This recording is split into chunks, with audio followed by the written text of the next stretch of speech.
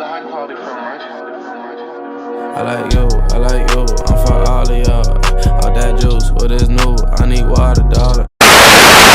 What's up, guys? It's your girl Lexi D, and I'm back again with another video. And this time we are here with another sound check interview, and the person that inspired this segment right here. Can you introduce yourself? Jermaine Maxwell, A&R consultant, working with RCA, Cinematic Music Group, and Apple Music, doing the New York playlist. So give us a little background info on you, where you're from, all that good stuff.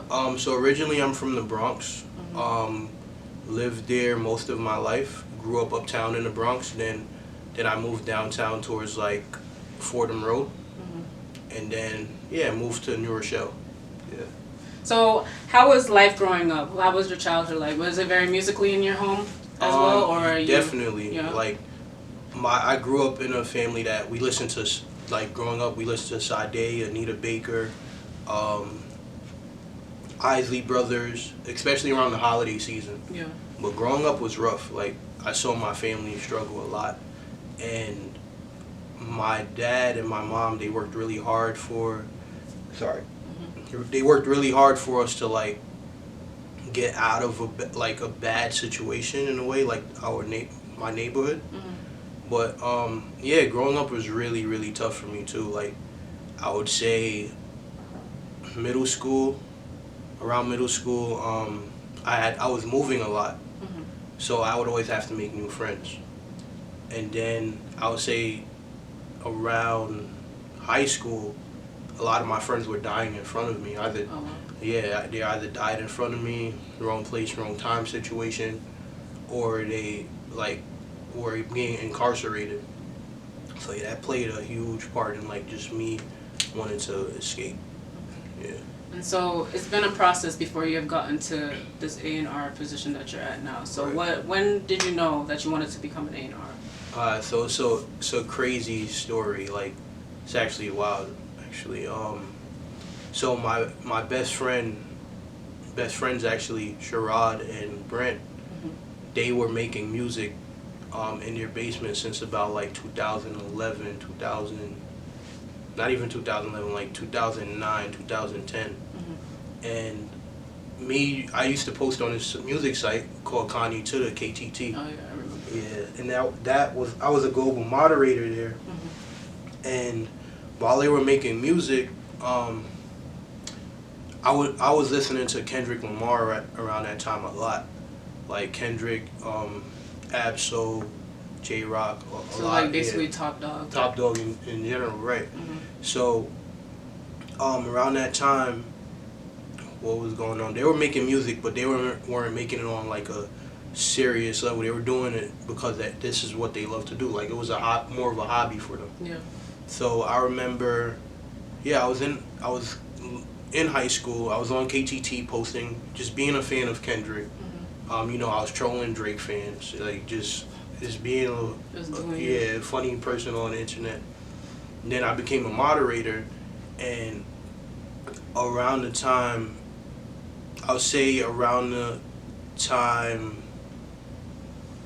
before, it was before To Pimp a Butterfly actually.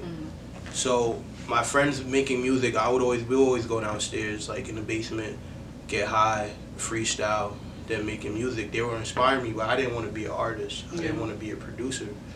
So I had a connection with one of my mentors, Punch, who he noticed me on Twitter at first and noticed me on KTT. I was just that kid deciphering lyrics, deciphering the album cover, deciphering the meanings behind, Kendrick would do a lot of things behind his music, connecting different albums to his old projects and shit like that. So, so I was close to Punch. I was building a relationship with him, and then one day I just shot my shot, and I was like, I'm gonna send him some beats, I was telling my friends, I'm gonna send you beats. They was like, man, you're not close to Kendrick, and I'm like, you're lying and shit like that. So they didn't believe me until like we started getting access to go to shows and festivals and things like that. So I didn't want to be that kid that like, all right, I'm just around for the benefits of being around for the shows. I actually wanted to work. Yeah. So I got Punch's email, and this is the time I was working in a family entertainment center, working at New Rock City. That's in New Rochelle, so it was a bowling alley. Punch gave me his email. My phone had got stolen at the time at work, so I would use iMessage on my laptop. So I sent him a couple beats from my friends. So one day, I came home. I think this was during the winter time. This had to be winter 2014 or 2014, around that time, 14, 15. So winter time came around, and I remember going home. I get an iMessage from Punch. He's like, "Yo, send the stems." So he ended up doing a track with my best friends Roddy and Brent, called Gold. And then from there I was like, all right. At that time I didn't know what the term A&R meant, so I just looked at myself like, all right, I'm a connector. I know when to connect talent together. So I was like, all right, this is what I'm gonna do. But then fast forward, I was also in school for nursing at the time, and quick wild story was back then in 2012 when Good Kid, Mad City came out. A lot of my friends were dying around the time. I lived in I had moved I moved a lot during my childhood and in high school. Yeah. So I had moved to a neighborhood on the other side of the Bronx, and Bronx is, every city has their ghetto, but I just feel like with the Bronx, it's like, it's the energy there. So it's like, if you're not from this neighborhood, we won't even give you a chance or we'll do you dirty. That's the type of mentality some people have. So I was flashy growing up, and then I was taught to be humble later on. So I remember like my friend, not even my friends, people around the neighborhood would mess with me like, "Yo, where your belt outside?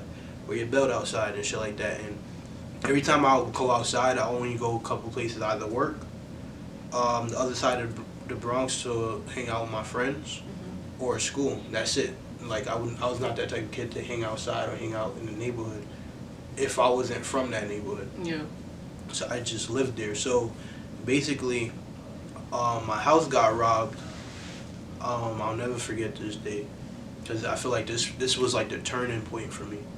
My house got robbed in 2012. It was around the time Good Kid, Mad City came out, and then my house wasn't just robbed; it was intentional, like over a pair of sneakers that I got. So those guys were targeting you. For a while now, like just watching me. But it's just wild. Like I learned from it. Like everything was taken away. So everything was taken away, and all I had was that CD. So I almost slipped into depression. I almost dropped out of high school. But I would play the CD over and over. Sometimes like staying in the dark, crying, listening to Sing About Me, I'm Dying of Thirst.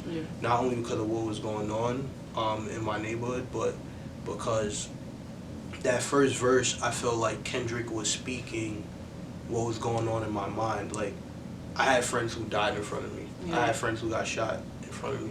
And that's crazy to experience at such a young age, too. Yeah, I was only around, like, I was young. Like, it was an ongoing thing. Like, the first person I saw die was probably around 10, 11 years old. Yeah, so just growing up was rough, but yeah, like Good Kid, Mad City, I'll never forget this. So I ended up writing my college entrance essay, because growing up in a Caribbean family, you're expected to either be a lawyer or a doctor. That's the same thing. I'm Nigerian, so I feel you. Yeah, I felt a lawyer or doctor. So I was in medical assistant at first. Ended up writing my college entrance essay about Sing About Me, I'm Dying of Thirst. Ended up getting into a nursing program. But this is actually like what helped me to become an A&R. Like I said, Punch would invite me and my producer to shows and festivals. So in 2016, Panorama Festival, Punch invited me to the studio after SZA's set. I'll never forget this night because this night changed my life. I was in school for medical assisting. I didn't really want to do the medical thing. Like I said, every day I would go to my friend's house in Scrubs, listening to music, but still talking about like, yo, let's get these beats to CDE, like start making beats for Kendrick. Like, you know, my friend's like, yo, bro, nothing's gonna happen. Like we gonna give you the beats anyway, but we don't think nothing's gonna happen. So yeah, I was on my way to nursing school. I wrote my college entrance essay, got in, but I'll never forget this. And this is the first time I ever had Chick-fil-A. So, and it was with SZA. So it was so funny.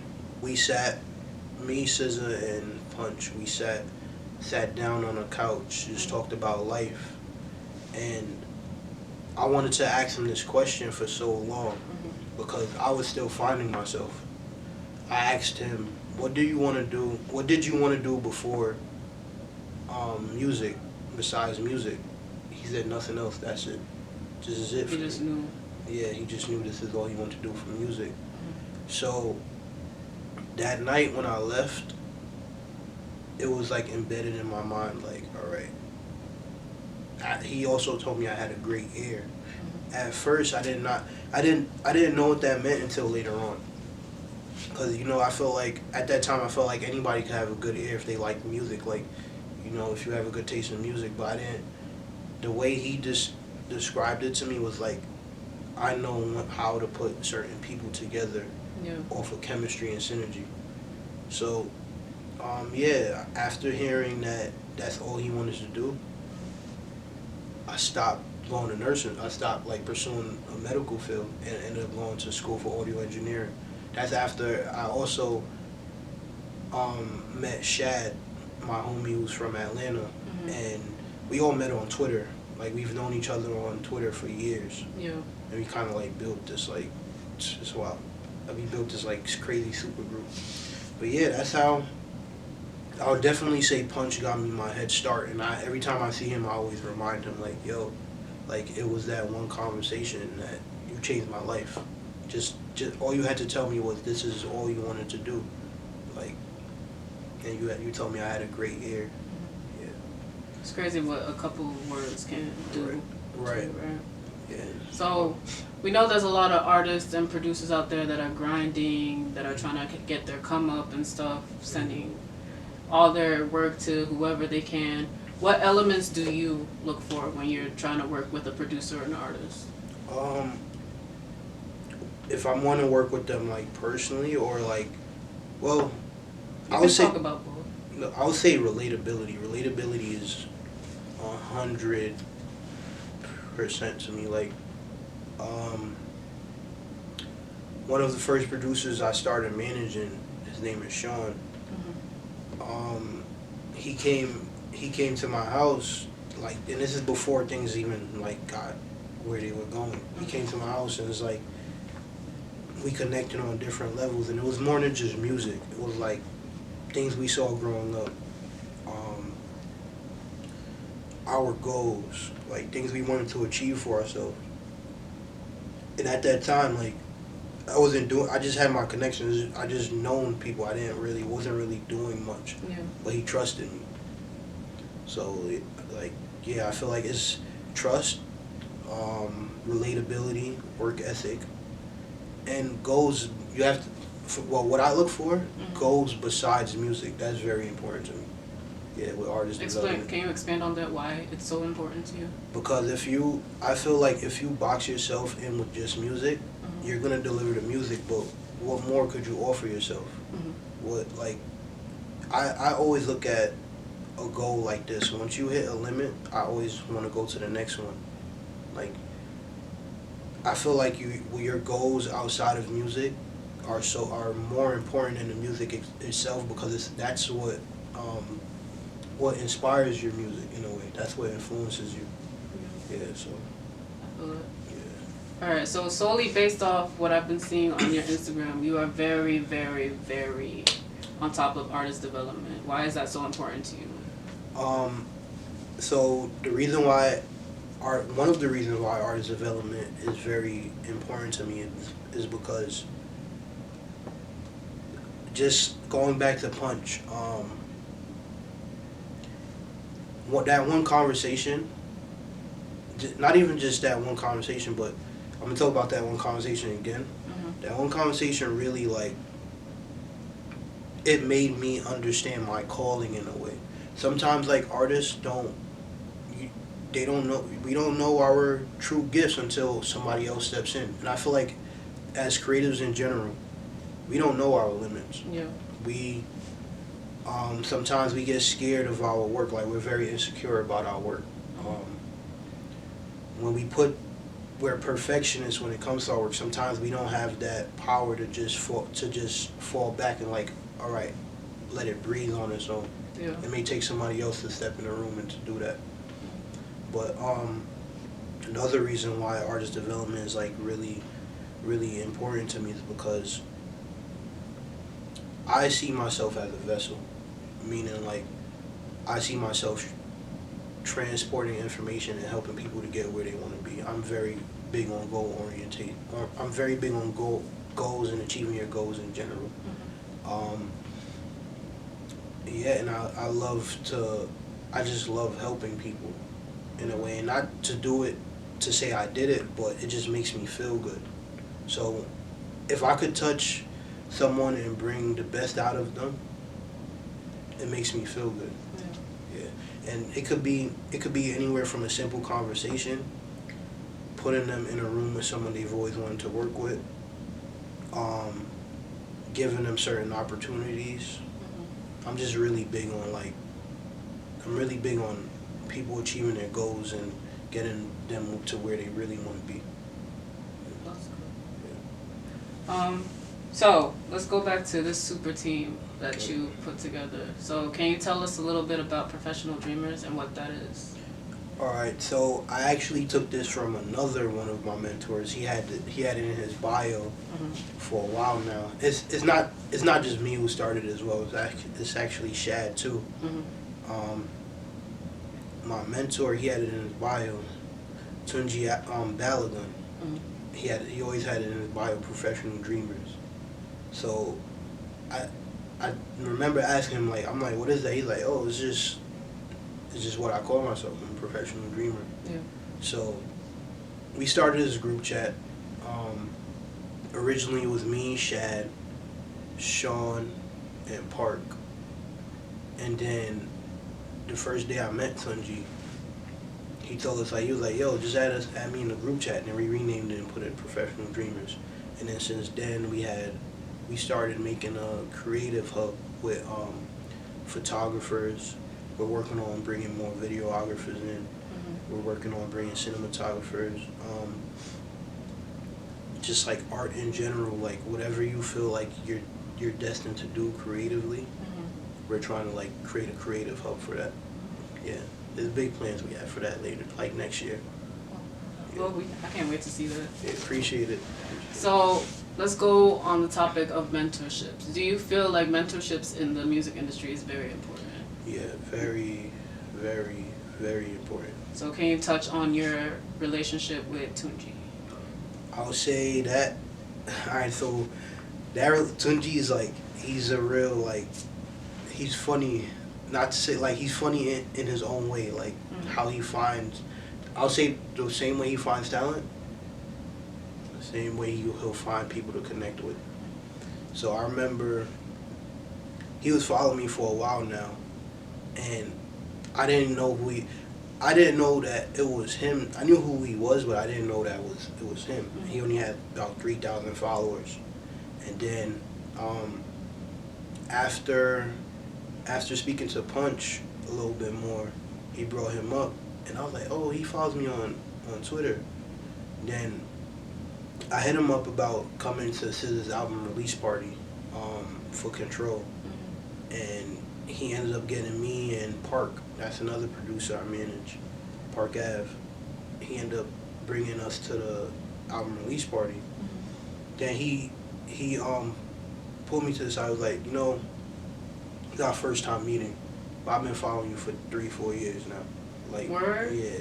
Wow, that's crazy. Yeah, so it was like, after that, he networked us, he brought us around the rooms, and he was like, yo, I'm about to just go smoke. Y'all do y'all thing. So yeah, he's really dope. He gives me a lot of like mentorship, like a lot of advice, personal advice, music business advice. Just that's like a big brother to me, for real. Was he the one who helped you get into working with RCA Records, or? I would say yes, and also giving Derek, my other mentor, Derek Arrow, credit for that as well. He's another one of my biggest influences and mentors as well. I'll say in December I did my internship here at RCA, and I would use the artist lounge during that time to just bring producers and artists in. And then he noticed that I was doing more than just intern work. Mm-hmm. So from there became a consultant, A&R consultant. And also giving credit to Johnny at Cinematic too. Like, he saw, like, after me, cause that's another thing, I do the New York playlist for Apple Music. Yeah. And he saw that and was like, yo, you're the key to the city right now. Like, and sometimes, you know, like I said, as creators, we don't know our full potential. Yeah. So to hear that from someone of his caliber, like, it meant a lot for me. Yeah. So, yeah, shout out to Johnny Shipes, and he also gave me a position as an A&R consultant at Cinematic. So yeah, I really appreciate that opportunity. Who are some of your biggest musical influences? I would definitely say Kendrick Lamar is one. Just because he in high school I was still finding myself, and he helped me get through high school. I'll say Isaiah Rashad. He helped me get through college. Like, my first 2 years of college, I was very lost. Yeah. Terrace Martin as well too. Like, we have life conversations, and he actually, when I was in school for SAE, he actually helped me with one of my finals. Oh wow. Yeah. So I'll definitely say those three. Oh, and shout out to Samantha, by the way. She does photography for Terrace Martin. I know she's not a music inspiration, but she's an inspiration behind, like, if I wasn't speaking to Terrace, I was speaking to her. So, but Jay-Z was definitely my number one growing up. I remember growing up, every summer I would go to Philadelphia with my dad, or he'll bring me back to New York, and that's all we would listen to. Like, was Jay-Z, State Property, Jadakiss, you know, that Diplomats around that time was crazy. Yeah. But yeah, Jay-Z, because in the hood we looked at that, like, whether you want to be a basketball player, whether you want to be even a doctor or a musician, Jay-Z was a staple for, like, I feel like Jay-Z was every black boy's idol at that time, around that time growing up. Just to see his success. And even getting older, I didn't understand his story back then, but I understand it now. So, that's a good list. Yeah, thank you. Sade as well. Who are some of some artists or producers that you're on the lookout for, like we should be on the lookout for, that are on your radar, or people you want to work with, whether it be next year or? See, that's a good question.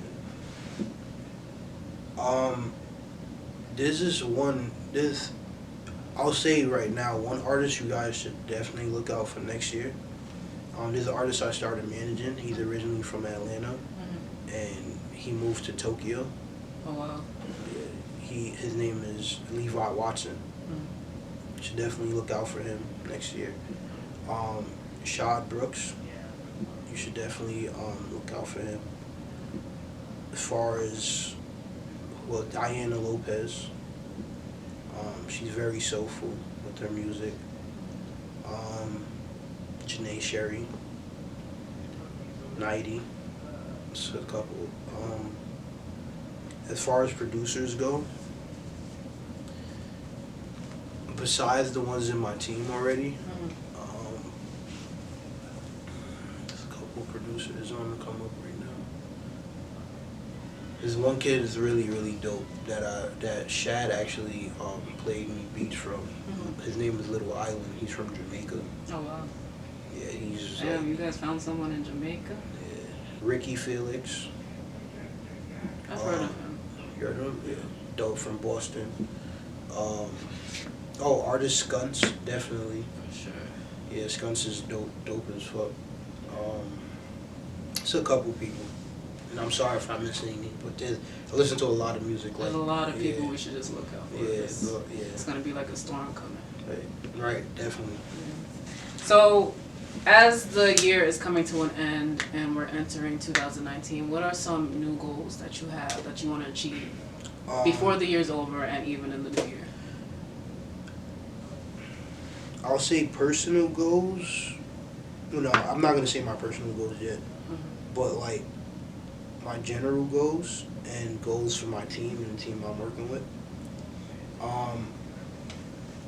Before we used to like make it a goal to, all right, let's go get placements, let's get plaques. Yeah. I want my producers the producers that I'm managing, I want them to create a sound with artists, like work with artists from the ground up. Yeah. That way it will be undeniable. Like artists will start coming to us. Yeah. So I want my producers and I want to help them to create a sound, and we're aiming for a legacy. You know, it's not just this record is hot for the moment. Like you guys actually want to build something. Right. You want to make something meaningful in the industry. Exactly. Like this being my first year, I feel like we've done so much, and we probably don't see the results right now, but we'll definitely see it next year because we did the groundwork. I've never expected to be in the same room as Terrence Martin. Yeah. Never in my life. And I've been listening to his music for years, and not even just Kendrick's music, like his solo music, stuff he did with the Polyseeds. Yeah. I've been listening to it for years. Stuff he did with Robert Glasper, and he told me he loves my producer sounds and he wants to work with them. So it's like a life goal is already checked off right there. But yeah, I wanna create leverage for my producers. I wanna change lives, you know.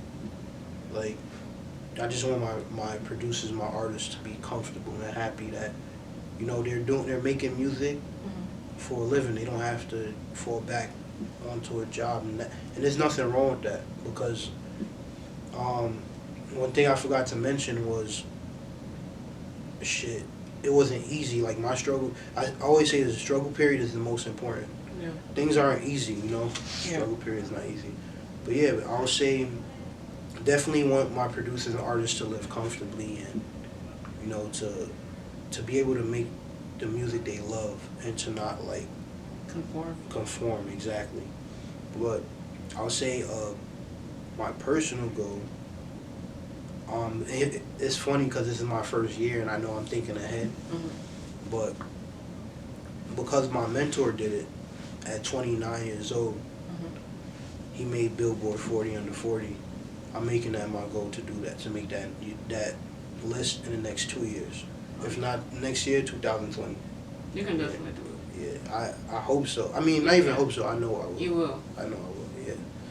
Even though this is like your first year being in the music industry, you know, there's a lot of other people out there that want to do what you do. So, what advice would you give to others that want to be an A&R or work in the music industry, but they don't know where to start? What would you tell them?